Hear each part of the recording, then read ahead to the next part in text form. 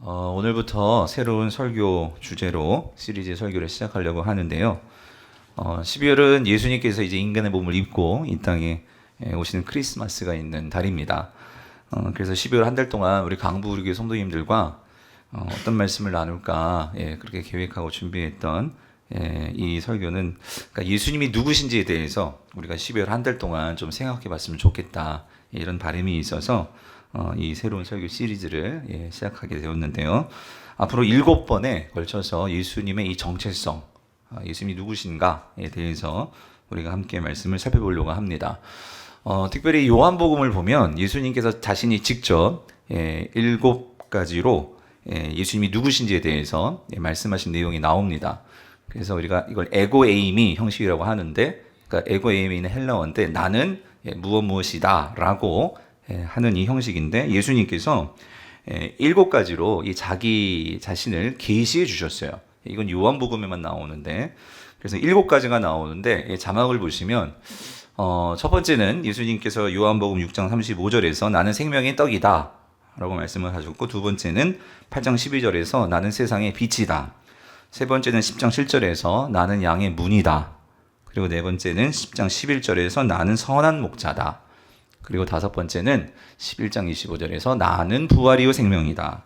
그리고 여섯 번째는 14장 6절에서 나는 길이요 진리요 생명이다. 그리고 마지막 요한복음 15장 1절에서 나는 참 포도나무다. 이렇게 7가지로 예수님께서 자기 계시를 선포하셨는데, 이것들은 사실 중요한 선포입니다. 왜냐하면 요한복음에서는 이 7가지를 통해서 예수님께서 이 땅에 오신 목적, 그리고 예수님께서 이 땅에 오신 자신은 하나님의 아들이심을 선포하십니다. 그리고 예수님은 하나님과 하나이시고 동등되시다 하는 것을 보여주시고, 결론적으로 예수님은 곧 하나님이시다 하는 것을 말해주는 그 중요한 신학적인 내용을 담고 있는 복음서가 요한복음서고, 이곳까지 이 선언이 이 내용들을 말해주고 있는 것입니다. 그래서 오늘 그 첫 번째 시간으로 나는 생명의 떡이다 하는 이 예수님의 자기 선포에 대해서 우리가 함께 살펴보고자 합니다. 오늘 우리가 다 읽지는 않았지만 이 요한복음 6장은 예수님께서 이 나는 생명의 떡이다 라고 말씀하심에 있어서 아주 중요한 배경적인 사건을 담고 있습니다. 그 사건은 6장 1절부터 15절에서 나오는 이 오병이어의 사건입니다. 예수님께서 6장에서 이 6월절 이제 명절이 가까이 왔는데, 보통 예수님이 6월절이 되시면 예루살렘에 올라가셨는데, 이상하게도 이 6장에서는 예루살렘으로 올라가지 않으십니다. 올라가지 않으시고 이 갈릴리 지역에 머무시면서 자신의 이 고향 갈릴리 지역에서 사역을 하시면서 배를 타고 이 갈릴리 바다 건너편 이 벳세다로 가시는 일이 있었습니다. 근데 그때 많은 무리들이 예수님을 따라서 이 벳세다로 예수님을 따라 갔습니다. 그곳에서 이 들판에 모여서 예수님의 이 가르침을 듣고 있었는데, 이제 시간이 점점 지나가지고 저녁 시간이 되는 거예요. 그래서 저녁 식사를 먹어야 하는데 이 또 큰 무리가 또 집으로 가는 것이 만만치 않았죠. 그래서 예수님이 이들을 보니까 참 안쓰러운 거예요. 그래서 거기에는 뭐 남자들, 여자들, 어린 아이들까지 무수히 많은 이 무리들이 모여 있었는데, 그 한 어린아이가 이 도시락을 갖고 왔죠. 그래서 그 도시락이 우리가 잘 알고 있는 보리떡 몇 개? 5개와 물고기 2마리. 이 도시락을 주님께 갖다 드린 거예요.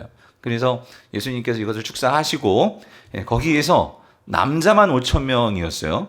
그러니까 훨씬 더 많은, 여자와 아이들까지 포함하면 훨씬 더 많은 이 무리들을 먹이시는 이 놀라운 사건을 주님께서 베풀어 주셨죠. 그래서 이 놀라운 기적을 행하시니까 거기 있던 많은 사람들, 이 갈릴리 사람들은 흥분했어요. 흥분하고 즉각적으로 예수님께 어떤 그 행동을 보였죠. 그게 뭐냐면 예수님을 그들의 왕으로 삼고자 했습니다. 그러자 예수님은 이 상황을 어떻게 피하셨어요. 피하셔서 산으로 도망치셨죠. 그 내용이 6장 15절인데 같이 한번 읽어볼게요. 시작. 그러므로 예수께서 그들이 와서 자기를 억지로 붙들어 임금으로 삼으려는 줄을 아시고 다시 혼자 산으로 떠나가니라요.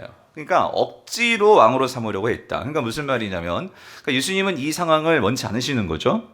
왜냐하면 예수님이 왜 이 오병이어 기적을 행하셨을까? 그러니까 물론 예수님의 첫 번째 마음은 이들이 정말 불쌍했어요. 안타까웠어요.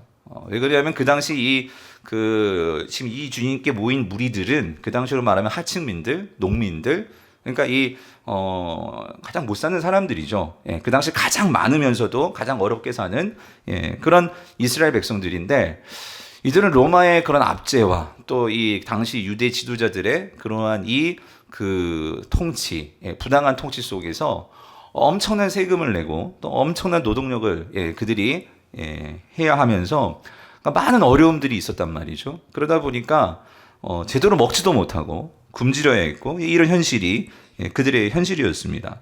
그래서 예수님은 그들을 볼 때 항상 목자 잃은 양같이 그렇게 그들을 보시면서 그래서 공간복음서에서는 예수님의 이 창자가 끊어질 정도의 그러한 안타까움을 가지셨다. 그런 기록들이 나오는데 그런 심정을 가지고 예수님은 그들을 바라보셨던 거죠. 하지만 그럼에도 불구하고 예수님은 그렇다고 예수님께서 로마를 물리치고 유대의 지도자들을 몰아내고 그래서 새로운 이스라엘 왕이 된다는 그런 생각은 주님은 하지 않으셨어요. 주님이 이 땅에 오신 것은 다른 목적, 하나님의 뜻이 있기에 주님은 이 땅에 오셨던 거죠. 그래서 주님은 이러한 무리들의 반응과 이러한 무리들의 왕 세우려는 일을 피하셨던 거예요. 그래서 우리가 본문을 다 읽지 않았지만 산으로 피하셨다가 이제 날이 어두워지니까 예수님은 그 밤에 다시 바다를 걸으셔서 바다를 건너셔서 이 놀라운 또 기적이 그 중간에 나오는데 예수님은 또 몰래 이 무리들 몰래 가버나움으로 이렇게 피신해 오신 거예요. 그런데 그 날이 밝자 이 또 무리들이 누구를 찾겠어요? 예수님을 찾는 거예요. 왜 그러냐면 왕 삼기 위해서. 그래서 오늘 본문 6장 24절 25절을 보니까 그들이 예수님을 찾았어요. 무리가 거기에 예수도 안 계시고 제자들도 없음을 보고 곧 배들을 타고 예수를 어떻게 해요? 찾으러 가버나움으로 가서 거기서 만납니다. 바다 건너편에서 만나 라비여 언제 여기 오셨나이까 하니에요. 그래서 지금 이 갈릴리 사람들은 예수님을 지금 왕 삼으려고 야단이 난 거예요. 왜냐하면 놀라운 일을 봤잖아요. 이런 예수님 잘 따라다니면 먹고 사는 문제는 해결되겠는 거예요. 그리고 이런 예수님이 우리를 보호해 주시면 와 그것은 정말 우리가 꿈에도 그리는 그런 나라가 되겠다는 생각이 들었던 거예요. 자, 근데 여러분 이러한 이 무리들에 대해서 예수님의 반응은 예수님의 말씀은 무엇이었을까? 다음과 같이 말씀하십니다. 우리 26절 같이 읽어볼게요. 시작. 예수께서 대답하여 이르시되 내가 진실로 진실로 너희에게 이르노니 너희가 나를 찾는 것은 표적을 본 까닭이 아니요. 자, 뭘 먹고? 떡을 먹고 뭐해요? 배부른 까닭이로다 라고 말하는 거예요. 사랑하는 성도님들, 예수님은 지금 제자들이 아니고 이 무리들이에요. 무리들이 왜 예수님을 찾고 그토록 따라다니는지 그 정확한 이유를 알고 계셨어요. 그것은 예수님 말씀하시죠. 뭐가 아니죠? 표적이 아니라. 표적을 본 까닭이 아니라 뭐 때문이래요? 떡을 먹고 배부른 까닭이다 라고 말씀하시는 거예요. 그러니까 이 말은 뒤집어 말하면 떡이 없으면 예수님을 따를까요? 안 따른다는 얘기죠. 즉 다시 말해서 여러분 어떻게 표적이라는 건 뭐냐면 표적은 요한복음에 7가지 표적이 나오는데 그러니까 예수님이 행하는 어떤 기적, 놀라운 사건을 표적이라고 해요. 근데 표적은 단지 그 사건 자체의 의미가 있는 게 아니에요. 예수님께서 그 사건을 행하신 것은 그것을 통해서 또 다른 목적, 더 중요한 목적이 있어요. 그게 뭘까요? 예수님이 누구신지를 보여주시는 거예요. 다시 말하면 예수님은 이 표적을 통해서 그들이 오병이어 사건을 가지고 말하면 떡에 관심을 두지 말고 도대체 이 떡을 주시는 이 예수가 누구신가? 이 예수는 어떤 분이길래? 그러니까 이 예수님 그분 자체에 관심을 갖기를 원했는데 이들은 거기에 지금 관심이 없어요. 뭐에 관심이 있어요? 떡이에요. 떡이요. 지금 내 상황을 채워줄 수 있는 바로 그런 사람이라면 예수가 아니라도 이들은 누구나 왕 삼을 사람들이란 말이죠. 예수님 그분 자체가 아니라 예수님을 믿기 위해서가 아니고 예수님을 알기 위해서 따라다니는 것이 아니고 단지 이 어려움이요. 단지 나의 지금 이 텅빔이요. 지금 나의 이 상황이요. 이 상황을 해결받고자 만족을 얻고자 지금 예수님을 왕으로 세우려고 한다라는 거예요. 예수님 말씀하시죠. 그거 잘못됐다. 너희들의 그 태도는 지금 잘못됐다는 태도야. 예수님께서 이것을 말씀을 하시는 거예요. 자, 성도님들. 근데 뭐가 잘못됐단 말일까요? 여러분, 예수님을 믿어서 내가 어려움을 극복하고 예수님을 통해서 내 필요를 채우는 것이 여러분 잘못된 것인가요? 여러분 어떻게 생각하세요? 여러분, 예수님을 통해서 예수님께 나와서 내가 지금 어려운 문제가 있어요. 지금 애가 아파요. 주님, 내 자식 아파 죽어가는데 살려주세요. 라고 주님께 나의 필요를 구하는 것. 주님, 내 사업이 지금 망해가고 있어요. 나의 사업을 좀 일으켜주세요. 그렇게 구하는 거. 여러분, 이거 잘못된 건가요? 네? 아니죠. 잘못된 거 아니에요. 예. 눈물로 주님께 간절히 떡을 달라는 거. 여러분, 이거 잘못된 거 아닙니다. 그런데 지금 예수님께서 여기에서 말씀하시는 이들의 문제는 뭐냐? 예, 이거는요. 단지 이들은 예수님을 내 필요만 채워주시고 내 어려움만 극복해 주시는 분으로만 믿고 이게 전부라고 생각하면서 주님을 따르는 것이 문제라는 거예요.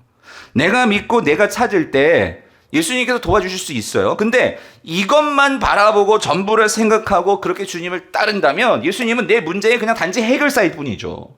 내 자녀가 아플 때 간절하게 예수님 따라다니며 병 고쳐주세요. 이렇게만 예수님을 바라보고 따른다면 예수님은 단지 세상에 있는 그런 명의 중에 한 분이죠. 예수님께서 단지 내 자녀 입시에 어떤 도움을 주시는 그런 분으로만 내가 믿고 따른다면 그게 전부라면 예수님은 그냥 세상에 유명한 입시 도우미의 한 분일 뿐이죠. 예수님은 그런 예수님이 되기를 원치 않으시는 거예요. 그런 세상에 많고 많은 왕들 가운데 그런 한 왕으로 그렇게 되는 것이 예수님이 이 땅에 오신 목적이 아니라는 거예요. 더군다나 더 큰 문제는 뭐냐면 이런 경우가 있을 수 있겠죠. 예수님께서 우리의 믿음을 연단하실 때가 있거든요. 저와 여러분들을 더 성장하고 성숙시키시기 위해서 때로는 우리가 기대하고 생각했던 것과는 다르게 우리 가정에서 나를 혹은 자녀를 우리의 사업을 그렇게 예수님께서 몰고 가실 때가 때로는 있다라는 거예요. 마치 아브라함처럼. 마치 우리에게 있어서 예수님께서 하나님께서 우리를 더 연단을 통해서 하나님의 더 큰 그 일로 우리를 인도하시고 성장시키기 위해서 때로는 우리에게 고통을 허용하실 때가 있어요. 고난을 지나가게 하실 때가 있단 말이죠. 욥과 같이. 그런데 만약에 우리가 단지 예수님을 이런 어떤 컨설턴트, 의사, 단지 어떤 우리의 입시 도우미, 그런 해결사로만 우리가 믿고 따른다면 여러분 내 상황과 내 형편이 내 생각대로 되지 않을 때 그럼 예수님을 우리가 어떻게 이해하겠어요? 여러분 그러면 우리는 좌절한다는 거예요. 낙심하게 되고 절망하게 되고 우리는 거기에서 넘어질 수 있다는 거예요. 그래서 예수님은 오늘 본문 바로 이어서 27절에서 다음과 같이 말씀하십니다. 뭐라고 말씀하세요? 같이 읽어볼게요. 시작. 썩을 양식을 위하여 일하지 말고 영생하도록 있는 양식을 위하여 하라. 이 양식은 인자가 너희에게 주리니 인자는 아버지 하나님께서 인치신 자니라 라고 말씀하시는 거예요. 예수님께서 분명히 말씀하세요. 여러분 양식이 필요해요. 근데 주님이 뭐라고 말씀해요? 우리 이거 주목해야 돼요. 양식은 양식인데 어떤 양식? 썩을 양식이래요. 예. 너희들이 이 썩을 양식을 위해서 일하지 말고 뭘 위해서 일하래요? 영생하도록 있는 양식을 위해서 하라. 일하라 그 말이에요. 자, 그럼 여러분 여기서 이 양식이 뭐냐? 예수님이 말씀하시는 이 양식이 뭘까요? 문자 그대로 양식은 우리가 이 땅에서 먹는 음식입니다. 예. 여러분 우리 육체는 음식을 먹어야 살죠. 예, 삽니다. 그런데 그만큼 필요한 거예요. 그런데 이 양식을 우리가 조금 더 넓게 해석해 보면 어떤 의미가 있냐면 여러분 이거는요. 그러니까 누구나 이 세상에서 사람들이 다 중요하다고 여기는 세상에 속한 그 모든 것을 포함하는 것이 양식입니다. 그래서 세상은 이 양식을 가지려고 그렇게 살아가는 거예요. 이 양식을 얻으려고 아둥바둥 살아가는 거죠. 예수님은 그렇게 중요한다고 하지만 뭐라고 말씀하시냐면 그러한 양식들은 반드시 썩는다는 거예요. 이 말씀의 의미는 썩는다는 의미는 뭐냐면 여러분 이런 거예요. 아무리 우리가 이 세상의 양식으로 우리의 기대, 우리의 바램, 우리의 욕심, 우리의 욕망을 우리는 채우려고 해요. 근데 썩는다는 것은 뭐냐면 그것이 우리의 궁극적인 욕심과 욕망을 채울 수 있을까? 아니라는 거예요. 우리의 텅 빈 마음과 우리의 내면을 다 채울 수 있을까? 아니에요. 결코 채우지 못한다는 거예요. 그런데도 세상은 끊임없이 우리에게 뭐라고 말하면 그것을 채울 수 있다는 거죠. 그것을 가져야지만 행복할 수 있다는 거죠.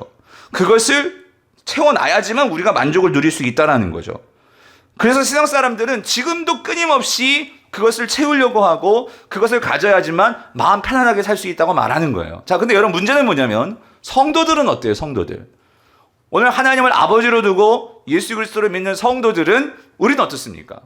이 세상에 있는 양식이 점점 떨어지고 있어요. 나의 통장은 마이너스예요. 그러면 여러분 거기에서 우리가 정말로 편안하게 기쁘게 할 수 있는, 살아갈 수 있는 사람들이 성도죠? 여러분 어떠세요?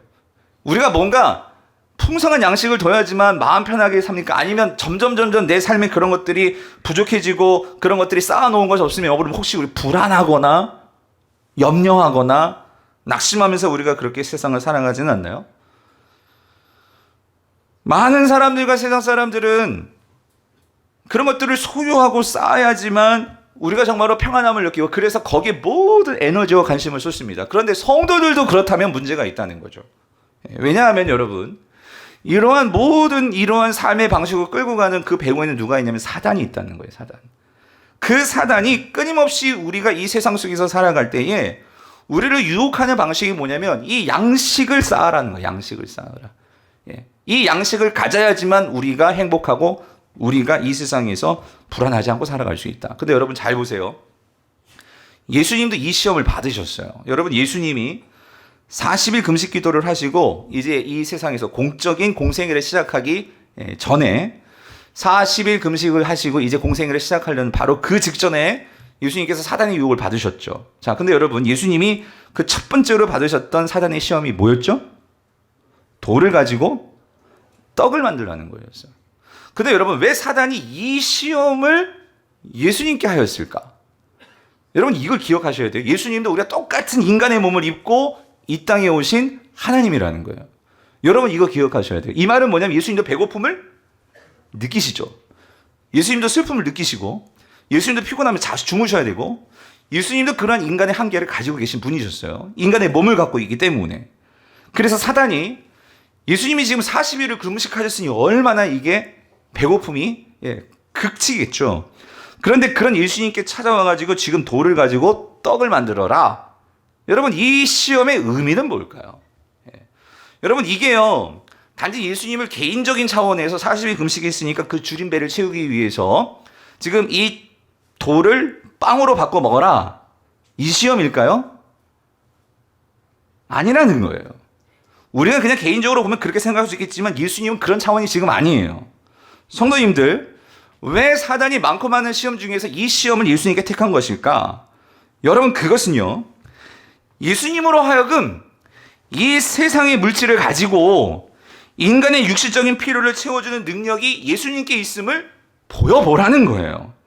왜냐하면 결국 예수님은 인간의 몸으로 오셨는데 인간의 몸을 입고 오신 그 하나님을 사단은요 단순히 인간의 물질적인 필요를 채워주는 마치 복지의 어떤 왕으로 예수님을 전락시키기 위해서 지금 사단은 이 물질적인 것을 가지고 이 인간의 그 필요를 채우는 그런 종류의 왕으로 예수님을 그렇게 몰아가고 있다는 거예요.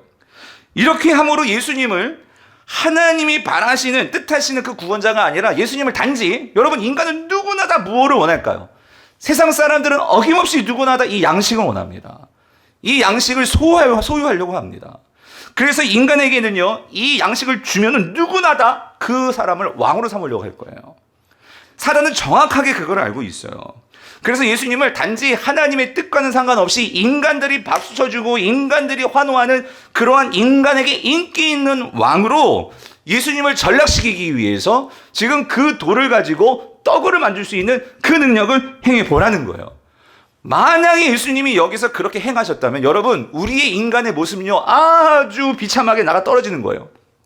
왜냐하면 여러분 인간은요 여러분 만약에 거기서 예수님이 그냥 단지 이 돌을 떡으로 만드는 이러한 이 놀라운 하나님의 능력을 그렇게 써버렸다면 인간은 결국은 영혼 없는 고깃덩어리가 돼가지고 단지 썩어 없어지는 이 빵에만 만족하는 그런 육신적인 존재로 전락해버리는 게 인간이라는 거예요. 하나님은 인간을 절대로 그렇게 만들지 않으셨어요. 동물들은 본능적으로 동물적으로 이 육체의 어떤 그러한 양식을 먹어야지만 살기 때문에 그들은 물고 뜯는 그런 야수와 같은 삶을 사는 게 짐승이고 동물이에요. 그러나 여러분, 인간은 그렇지 않아요. 인간에게 욕구가 있고 본능이 있지만 인간은요, 그것을 뛰어넘을 수 있는 존재로 창조하신 분이 하나님이십니다. 인간은 하나님의 형상을 인간에게 주셨기 때문에 인간은 그거를 뛰어넘어서 단지 우리가 배고프다고 해서 우리가 육신의 욕구를 채워야 하는 그러한 존재가 아니라 그것을 뛰어넘어서 더 큰 가치와 더 큰 채움을 가지고 살 수 있도록 인간을 하나님께서 만드셨다는 거예요. 그러므로 오늘 예수님은 그걸 우리에게 보여주시는 거예요. 하나님이 창조하신 인간은 단지 육체적인 이 세상의 만족만을 가지고 살아가는 자가 아니라, 나도 인간의 몸을 입고 이 땅에 오셨죠. 예수님도 그 인간의 몸을 입고 왔지만 사람은 그것으로 사는 것이 아니고 뭐라고 말씀하십니까? 마태복음 4장 4절, 예수께서 대답하여 이르시되 사람이 떡으로만 사는 것이 아니요 뭐예요? 하나님의 입으로부터 나오는 모든 말씀으로 살 것이라 하였느니라 하시니. 사랑하는 성도님들, 이게 인간이 가질 수 있는 이 아름답고 놀라운 능력이라는 거예요. 우리는 배고프다고 해서 이 세상의 양식들을 그거를 쫓아가면서 그것이 없으면 불안해하고 그것 때문에 싸우고 그것 때문에 비참하게 그렇게 살아가는 존재들이 인간이 아니라는 거예요. 여러분, 만약에 예수님께서 이런 기적의 떡을 우리에게 주신다고 해보세요. 여러분, 육신의 떡은요, 우리는 항상 필요한 존재예요. 여러분, 인간의 배고픔은요, 항상 떡을 바래요. 그래서 세상은요, 그런 떡을 줘가지고 우리를 그렇게 떡 주는 사람에게 종속되게 만드는 것이 세상이에요. 그러나 여러분, 예수님은요, 그렇게 우리를 살도록, 하나님은 그렇게 우리가 그렇게 세상의 것들에 끌려가는 그러한 종속된 삶을 주님 원치 않으시는 거예요. 그것보다 하나님은, 예수님은 우리 안에 있는 보다 근원적인 결핍, 배고픔의 문제를 해결해 주시기를 원하시는 분이 하나님이시고 예수님이시라는 거예요. 그래서 오늘 본문 27절에서 이렇게 말씀하시는 거예요. 썩을 양식을 위하여 일하지 말고 뭐를 위해서? 영생하도록 있는이 중요한 거예요. 이거는 영원히 있을 수 있어요. 영생하도록 있는 양식을 위하여 하라. 이 양식은 인자가 너희에게 주리니 인자는 아버지 하나님께서 인치신 자니라. 사랑하는 성도님들, 우리가 구해야 할 양식이 뭘까요? 여러분, 그것은 영생이라는 거예요. 영생. 예.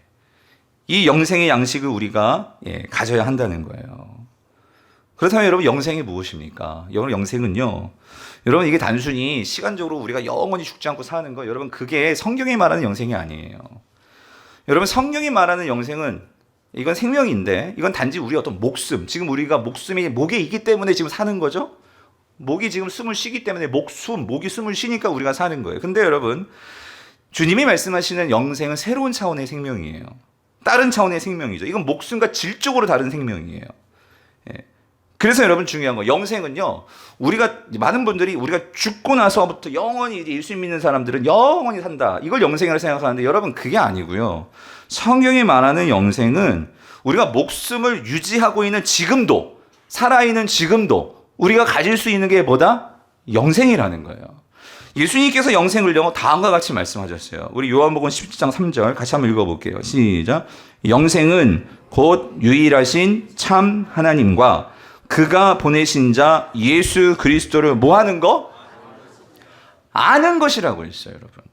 여러분, 영생의 개념은요, 이게 시간적인 개념이 아니라는 거예요. 성경은 그렇게 말하지 않는다는 거예요. 여러분, 잘 기억하세요. 성경이 말하는 영생의 개념은 뭐냐? 이건 관계적인 거예요. 관계적인 개념이라고. 어떤 관계적인 거?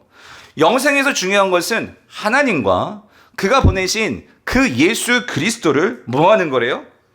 아는 거래요. 아는 거. 아는 거. 그럼 여기서 안다는 개념은 뭐냐면, 여러분, 이거는요, 이거예요. 내가 하나님과 예수님이 누구신지를 이해해야 돼요. 그리고 그분을 경험하는 거예요. 그리고 깨닫게 되는 거죠. 그래서 내가 그분들을, 이 예수 그리스도를 신뢰함으로 진실된 삶을 사게 되는 게 영생이에요. 예수 그리스도 안에서 내 인생의 참된 의미를 깨닫게 되는 거. 예수 그리스도를 통해서 나를 향한 하나님의 참 사랑을 깨닫게 되는 거. 그래서 나 자신을 새롭게 보게 되고, 이 세상에 나에게 규정 지어지는 이 거짓된 나에 대한 그러한 자아상, 이거를 산산히 깨뜨려 버리는 거. 하나님 안에서 내가 누구인지, 내가 어떤 존재인지를 깨닫게 되므로 더 이상 이 세상에 말하는, 여러분, 이 세상은 내가 양식을 많이 가져야지만 그 사람이 성공한 사람이고, 양식을 가지고 있어야 사람들이 그 사람을 따르게 되고, 그래야지만 내가 행복하고, 그래야지만 내가 이 세상에서 불안 없이 살 수 있는 것처럼 세상은 우리를 그렇게 몰고 가요. 그러면 내가 양식이 없으면 나는 정말 모든 인생이 망한 인생이고, 실패한 인생이고, 절망스러운 인생이고, 사랑받지 못할 인생이고, 세상은 그렇게 우리를 규정하지만 여러분 아니라는 거예요. 하나님은요, 우리를 어떻게 보십니까? 하나님은요, 양식을 우리를 보지 않습니다. 양식을 가지고 있고 없고가 아니에요. 하나님은 우리 자체가 우리에게 소중한, 하나님에게 소중한, 우리는 자녀이고 하나님의 형상을 가진 자들이라는 거예요. 세상은 그 양식으로 우리를, 그것을 가졌을 때 사랑한다고 말하지만 하나님은 그렇게 사랑하지 않으세요. 하나님은 있는 그대로 우리를 사랑하시고, 여러분에게 주신 하나님의 독특한 하나님 형상을 가지고 있기에 하나님은 그것을 가지고 여러분을 규정하세요. 너는 내 아들이고 내 딸이라고. 내가 너희들을 결코 버릴 수가 없다고. 그래서 예수 그리스도를 보내시는 거예요. 하나님의 그 사랑을 확증해 주시기 위해서. 여러분, 그 예수 그리스도와 하나님과의 관계가 바르게 규정될 때 여러분이 누군지를 분명하게 아실 거예요. 하나님과 예수님을 모르면 내가 누군지를 몰라요. 그러니까 우리는 자꾸만 세상 속에서 나를 인정받으려고 해요. 나를 드러내려고 해요. 그것으로 내가 누구인지 평가받으려고 해요.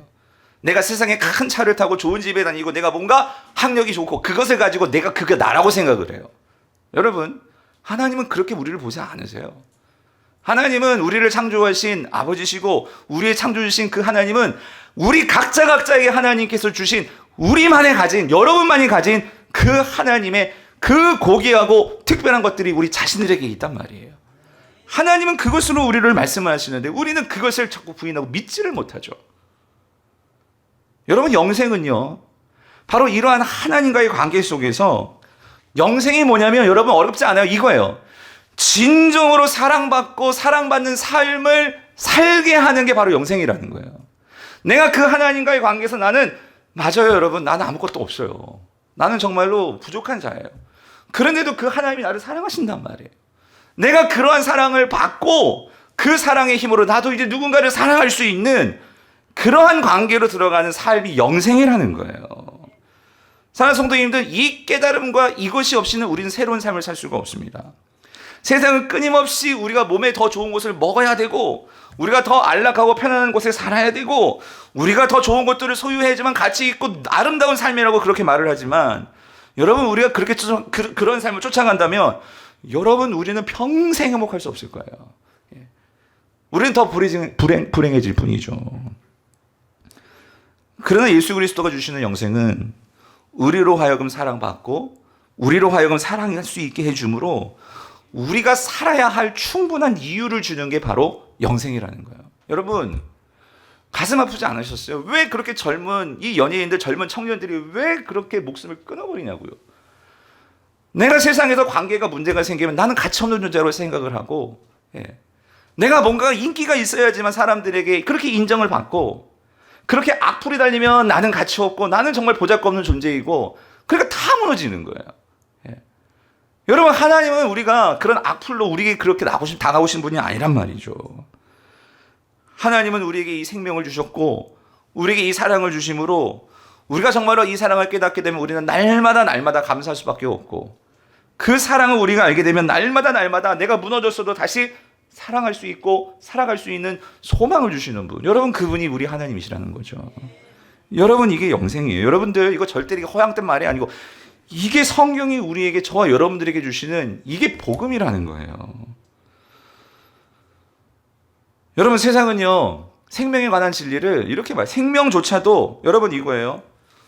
쓸모없는 생명은 폐기 처분해야 된다고 여러분, 세상은 그렇게 가르쳐요.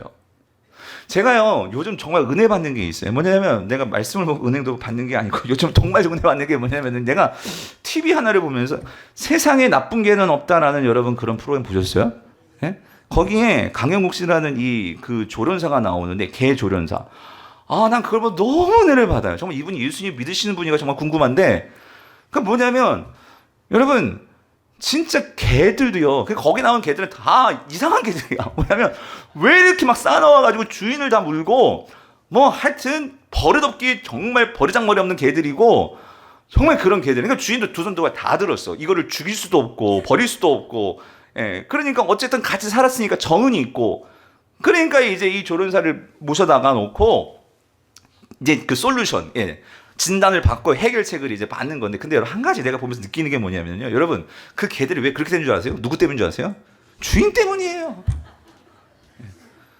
주인, 자기는 이 개를 사랑한다고 하는데 그 주인들이 다른 집 개하고 비교하고 있고, 그리고 이 개에 대해서 내가 원하는 방식대로 얘네들 날 따라와 줘야 돼. 여러분 개도 뭐 인격이라고 할 수는 없겠지만 개도 생물체이기 때문에 존중해주면 그걸 알더라고. 이 주인이 나를 사랑해 주신다 이거 알거든요. 이걸 아는데, 근데 일방적으로 내가 네 주인이니까 너는 내 방식대로 따라야 되고, 이런 식으로 개를 함부로 그렇게 방치하기도 하고 버릇없게 그냥 관심 주고, 그러니까 이거지.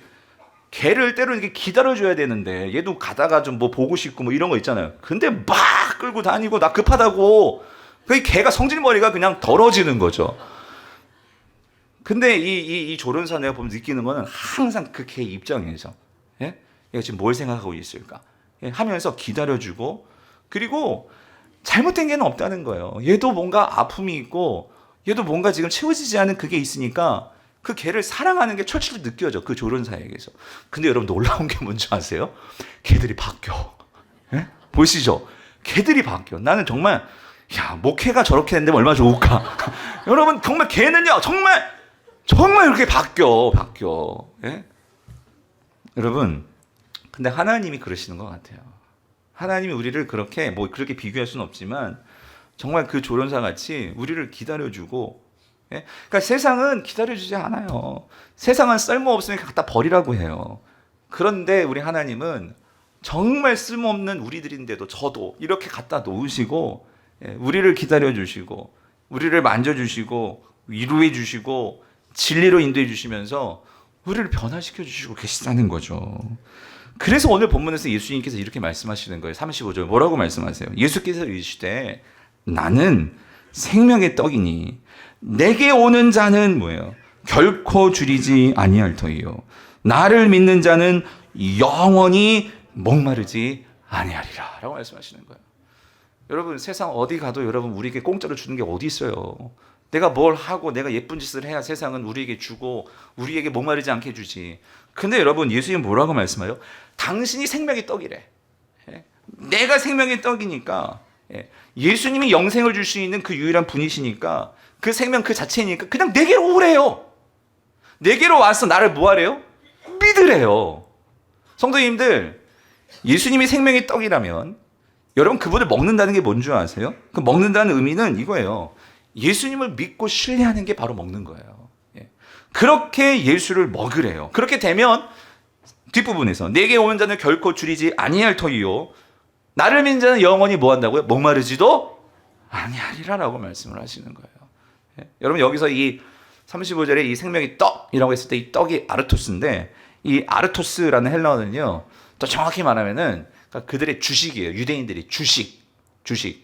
그러니까 이걸 정확히 번역하면 그들에게는 빵이겠죠, 빵. 그런데 이거를 우리에게 번역하면 여러분 우리 주식은 뭐죠? 밥이잖아요. 이렇게 해석해야 돼. 우리는 예수는 생명의 뭐예요? 밥이에요, 밥. 여러분 한국 사람은 밥 먹어야 힘나요, 맞죠? 밥심으로 살아가는 게 한국 사람들이잖아요. 요즘 그 유튜브에 그 젊은 많이 여행들하고 영상을 찍는데, 요즘 또 이렇게 그 스페인의 이 산티아고 순례길 여러분 아시죠? 거기 요즘 젊은이들 많이 가는 것 같아요. 그래서 한 여생 유튜브가 그거를 이렇게 영상을 찍고 올린 걸 하나 봤는데, 그러니까 이렇게 한국 친구들이 많으니까 어떤 식당에서 이렇게 같이 많이 모여가지고 또 같이 밥을 먹고 하는 것 같은데, 좀 오랫동안 며칠 10일 넘게 이렇게 그 순례길을 다니다가 이제 젊은 친구들이 만나가지고 밥을 먹는데, 하루 종일 걷고 밥을 먹으니 저녁 식사가 얼마나 맛있겠어요. 근데 표정들 맛이 하나도 없어. 왜 그러냐면 그 알베르게라는 그 스페인 하숙집이 한마디로 거기서 나온 밥이 맨날 파스타에 빵에 이런 거만 먹는 거예요. 그러니까 배가 고프면 먹는데 생각들은 다 먹으면서 그래. 밥 먹고 싶다. 그치, 김치에 밥 먹고 싶다. 어떤 친구 순댓국 먹고 싶다. 이러고 있는 거예요. 밥을 먹어야 되는데 여러분 그 한국인의 밥상에서요, 아무리 근데 우리 밥상에서도 아무리 반찬이 많아도요, 여러분 뭐가 빠지면 안 돼요? 김치예요, 여러분. 김치는 있고 밥은 빠져도 돼요, 그러면? 여러분, 만약에 우리가 만약에 아무리 밥도둑이라는 간장게장이 있어도 여러분, 밥 없이 간장게장만 먹어보실래? 먹겠어요? 밥이 있어야 되잖아요, 밥이. 여러분, 제가 이거를 왜 말씀드리냐면 지금 주님이 말씀하시는 거예요. 뭐냐면 나는 생명의 밥이다. 이 말은 뭐냐면은 여러분 이거예요. 아무리 이 세상에 오만 가지 것 다 갖다 놓은 밥상이라 할지라도 여러분 아무리 반찬 많아도 밥은 한 숟가락도 먹어야 되는 게 밥상이에요. 예? 밥이 빠지면 밥상이 아니에요. 우리 인생에 모든 것을 다 가져도 밥이 빠지면 그건 빠진 인생이에요. 그러나 우리가 모든 것이 다 없어도 밥만 있으면 그래도 밥 먹고 힘낼 수 있어요. 여러분, 밥은 가장 우리에게 중요한 거죠. 예수님 말씀하시는 거예요. 우리 신앙생활 속에서 다른 그 모든 것들을 내가 다 가지고 추구한다 할지라도 여러분 예수 빠져버리면 안 된다는 거예요. 예수 그리스도가 빠져버리면 여러분 그건 아무것도 아니라는 거죠. 예수 그리스도를 아는 것보다 더 중요한 것은 없다라는 거예요. 여러분 교회에서도 여러분 이렇습니다. 우리가 다른 많은 봉사도 하고 규제도 하고 많은 거 많이 해요. 하지만 내가 예수 그리스도를 모르고 일을 한다? 여러분 그거는요 오히려 우리를 시족하게 만들 수 있고 다른 사람들에게 상처를 줄 수 있는 거예요. 여러분 오늘날 많은 교회에서요 예배에 정말 예수 그리스도가 주인 되시는 예배가 돼야 되는데 여러분 그거 아세요? 오늘날 많은 예배가요 예배의 중심에 누가 있느냐? 누가 있는 줄 아세요? 내가 있어요. 내가 그 예배에서 은혜를 받아야 되고요, 내가 그 예배에서 말씀을 통해서 은혜를 받아야 되고요, 내가 그 예배에서 설교 한번 길게 해보세요. 여러분 난리 나요. 여러분 예? 여러분 근데 설교를 길게 하고 짧게 하고 그러면 그게 중요한 게 아니라 설교의 내용이 뭐냐가 중요하겠죠. 설교에서 내가 우리 성도들에게 예수 그리스도를 말해주고 예수 그리스도가 누구인지를 가르쳐주고 예수 그리스도를 따르는 밥을 먹는 삶이 무엇인지를 가르쳐주다 보면 길어질 수도 있어. 근데 여러분 이거예요. 그 예수 그리스도를 아는 것보다 많은 성도들이 오늘날 그 설교에서 많은 웃기고 울리는 이런 재미나는 이야기, 설교에서 그러한 예화들, 여러분 한번 잘 생각해 보세요. 여러분이 예배를 드리고 집에 가서 설교를 들었는데 남는 게 뭐가 남던가요? 예화가 남는 게 아니에요. 예화가? 여러분 무슨 재미있는 그런 이야기만 기억 남고 예수가 누군지는 다 까먹어버려. 여러분 그 문제가 있는 거라는 거예요. 예. 오늘날 정말로 중요한 것은 예수 그리스도가 누구인지를 내가 알고 그래서 그 예수 그리스도를 내가 먹고 그리고 그 예수 그리스도를 신뢰하고 내가 그 예수 그리스도를 위해서 살겠다, 이런 결단이 이루어지는 것이 예배가 돼야 되는데 여러분 예배가 어떤 자기 성찰, 예배가 어떤 자기 개발, 예배가 어떤 그런 방식으로 흘러가 버린다면 여러분 세상에 저보다도 훨씬 더 강의자라는 그런 강사들 많고요. 인터넷만 들어가서 유튜브 켜보세요. 얼마나 내 인생을 복되고 내 인생을 정말로 보람되고 얘 인생을 얼마나 개발할 수 있는 그런 컨텐츠들이 많은데 예? 여러분 거기에는 근데 예수가 없죠. 영생이 없어요. 예. 나의 정말로 근원적인 이런 결핍을 채워줄 수 있는 여러분 그런 것들이 없어요. 사랑하는 성도님들, 예수님은 생명의 밥이시래요. 여러분 우리는 근본적으로 생명이 없는 존재들이에요. 성경은 우리는 영적으로 죽었다라고 말을 해요. 하나님과 우리가 관계가 끊어졌어요. 하나님께 나아갈 수도 없고 하나님과 관계 맺을 수 없는 존재들이에요. 왜요? 죄 때문에. 죄로 인해서 우리는 모든 관계가 다 어그러졌어요. 우리가 살면서 세상에서 왜 이렇게 인간관계가 힘들죠? 여러분 결국은 죄 때문이에요. 우리가 살면서 이 세상에서 왜 자연과 이런 모든 것들이 다 이렇게 오염되고 왜 문제가 왜 생기죠? 인간의 죄 때문이에요. 결국 인간의 죄가 자신과 이웃과 이 자연 생태계의 모든 것을 다 망가뜨려 버렸어요. 그래서 인간은요 결국 공경에 처한 거예요.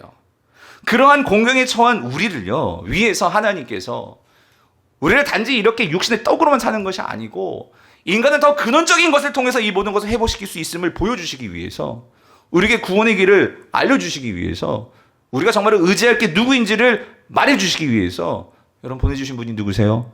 예수 그리스도시라는 거예요. 그분께서 십자가에 달려 죽으심으로 우리가 죄값을 치르고 우리가 정말로 징계를 받고 저주의 심판을 당해야 되는데, 그런데 그 예수 그리스도가 우리를 위해서 희생하심으로 그 징계의 저주를 받으심으로 오늘 우리가 하나님께 죄 용서를 받고 우리가 다시 하나님께 나아갈 수 있는 이 유일한 살 길을 열어주셨단 말이에요. 그 유일한 살 길을 통해서 우리가 하나님께 나아갈 수 있으면 이제 우리는 어떻게 해요? 그것을 믿고 그 하나님께 나아가서 하나님을 향해서 우리가 부르짖고 우리가 이제는 더 이상 이 세상에 그러한 잘못된 가치관과 잘못된 그런 삶의 방향이 아니라 하나님께서 근본적으로 이 세상의 육신의 떡이 아닌 하나님과의 관계로서 우리가 살 수 있습니다. 이거를 믿고 매일매일 날마다 나의 삶에서 내가 주인이 아니요, 나를 붙들고 계시는 그 하나님이 우리 인생의 주인이십니다. 이거를 인정함으로 이 세상에서 나의 삶이 가치관이 바뀌고, 그래서 그 삶에 맞추면서 살아가는 자들이 누구예요? 성도들이죠. 그렇게 살아갈 때 내가 바뀌는 거고, 내 주변 사람들이 우리를 보고 하나님의 그 나라를 보게 되는 것이죠. 사랑하는 성도님들, 이렇게 살게 되면 여러분, 우리는 세상의 논리를 따라가려도 따라가지 않게 되는 거예요. 내가 누구인지를 아니까, 내가 어떤 관계로 들어가는지를 아니까, 내가 예수 그리스도 안에서 하나님이 가져다 주시는 이 놀라운 하나님 나라의 소속감, 그리고 하나님이 꿈꾸시는 그 꿈이 무엇인지를 내가 알게 되니까, 여러분, 이거를 정말로 내가 깨닫게 되면 내가 그 비전을 바라보면서 그 삶을 동경하게 되고 그 삶의 길로 걸어가게 되는 거예요. 당연히 그러면 내가 변화되겠죠. 당연히 그렇게 되면 주변 사람들이 나를 보고 우리를 보고 그 하나님을 알게 되겠죠. 여러분, 이렇게 사는 것이 성도들의 삶이라는 거예요. 여러분, 이렇게 살 때 우리는 이 땅에서부터 하나님 나라의 그 평안과 안식을 누리면서 살 수 있는 거예요. 그런데 여러분 잘 기억하세요. 하나님 나라의 평안과 안식을 우리는 지금부터 누리면서 살 수 있어요. 여러분, 그게 영생이에요. 그런데 그렇게 산다고 우리가 지금 진짜 천국같이 아무런 병도 안 걸리고 아무런 걱정도 없고 아무런 문제 없이 고통 없이 살아가느냐? 절대 그렇지 않아요. 왜 그러냐면 우리가 이 땅에서부터 하나님 나라의 꿈을 알고 하나님과의 관계를 알고 하나님의 방식대로 살아가면 세상은 우리에게 반드시 우리에게 핍박합니다. 왜냐하면 자신들의 삶의 가치관대로 자신들의 삶의 방식대로 우리가 따라가지를 않으니까. 그런데 여러분, 여기서 기억할 게 있어요. 그럼에도 불구하고 진정으로 하나님 나라의 방식을 알고 영생을 살아가는 사람들은, 우리가 이 세상에 사는 것이 힘들어요. 여러분, 신앙을 지키고 산다는 것이 힘들어요. 나를 죽이고 그 예수 그리스도의 십자가를 바라보며 산다는 것이 힘들어요. 그런데 여러분, 힘들어도요, 그렇게 살아갈 수 있어요. 왜 그러냐면 여러분, 초대교회 성도들이 그랬어요. 그들은 날마다 뭘 먹냐? 생명의 밥이신 예수 그리스도를 먹는 삶을 살았다는 거예요. 여러분, 밥은 한 번 먹고 끝나는 게 아니에요. 밥은 우리가 매일 먹어야 우리가 밥심으로 살듯이 예수 그리스도를 매일매일 삶에서 먹어야지만, 먹는다는 게 뭐라고요? 그분을 믿고 신뢰하지만 우리는 힘을 얻게 되는 거예요. 여러분, 그 힘이 뭔지 아세요? 여러분, 그 힘은 우리 안에 계신 성령님이 예수 그리스도를 먹는 자들에게 주는 이 능력이 뭐냐면, 그것은 하나님의 사랑입니다. 예? 하나님의 사랑을 우리에게 부어주신다는 거예요.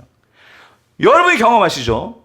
아무리 내 남편이 돈 못 벌고 오고, 여러분 아무리 그렇게 보잘것없는 남편이라 할지라도, 그런데 여러분, 아무리 돈 많은 남편이 나를 사랑하지만 여러분 딴 여자 만나고 있고, 예? 딴 집 차리고 있고, 나를 전혀 사랑하지 않고, 여러분 살겠어요? 사실려나? 여러분, 아무리 힘들어도 그것을 이겨내고 살 수 있게 하는 것은 진정으로 나를 사랑하고 나의 존재를 있는 그대로 봐주고 나를 아껴주는 그 사람이 있다면 우리는 그 사람과 살 수 있어요. 아멘이십니까?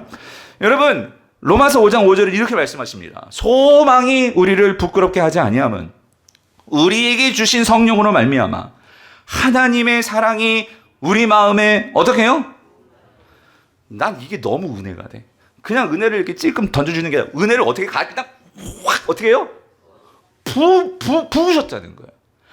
내 마음에 하나님의 사랑이 부은 바 되니까 내 상황은 지금 말도 없이 말할 수 없이 힘들어요. 예, 못 살 것 같아. 그런데 하나님께서 그 사랑을 부어주시니까, 강권하시는 그 사랑이 있으니까 그 사랑에 힘입어서 우리는 어떻게 해요? 사랑이, 온전한 사랑이 두려움을 쫓아내나니, 그 사랑이 우리를 강건하시나니 우리가 그 사랑의 힘으로 살아갈 수 있다라는 거예요. 그래서 여러분, 사도 바울은 말합니다. 그 초대교회 성도들이, 우리가 지금 요한계시록 보고 있잖아요. 봤잖아요. 7교회들 중에 서머나 교회, 빌라델비아 교회, 그렇게 작고 연약한 교회인데도 어떻게 박해를 받으면서 그들은 살아남을 수 있었을까? 하나님의 사랑이 부음받았다는 거예요. 그래서 로마서 8장 35절 37절 이렇게 고백하죠. 사도 바울이. 누가 우리를 그리스도의 사랑에서 끊으리요? 환난이나 공고나 박해나 기근이나 적신이나 위험이나 칼이라. 기록된 바 우리가 종일 주를 위하여 죽임을 당하며, 여러분 진짜 죽임까지 당했어요. 초대교회 성도들은 죽임을 당하며 도살당할 양같이 여김을 받았나이다 함과 같으니라. 이렇게 우리가 세상에서 천대당하고 무시당하고 이러한 환난을 당했죠. 그러나 이 모든 일에 우리를 사랑하시는 이로 말미암아 우리가 넉넉히 이기느니라. 우리가 넉넉히 이기느니라. 사랑하는 성도님들, 우리가 왜 이기지 못할까요? 하나님의 부음받은 사랑을 우리가 경험하지를 못하는 거예요. 왜 경험하지 못해요? 우리가 여전히 이 세상에 썩을 양식을 위해서 살아가니까, 그거에만 마음을 두고 살아가니까, 그것을 가지고 인정받으려고 하니까. 아니요, 여러분. 오늘 예수님께서 그래서 결론적으로 이렇게 말씀을 하시는 거예요. 뭐라고? 6장 35절. 예수께서 이르시되 나는 생명의 떡이니 내게 오는 자는, 세상으로 가는 게 아니에요, 내게 오는 자는 결코 줄이지 아니할 터이요 나를 믿는 자는 영원히 목마르지 아니하리라. 사랑하는 성도님들, 이 예수 그리스도가 우리 주님이십니다. 이 주님을 먹고 이 주님을 의지함으로 날마다 우리에게 일용할 양식 주시는 그 하나님, 이 생명 주시는 이 하나님, 우리가 그 하나님을 믿고 영생을 누리시며 사시는 저와 여러분 될 수 있기를 여러분 간절히 바랍니다.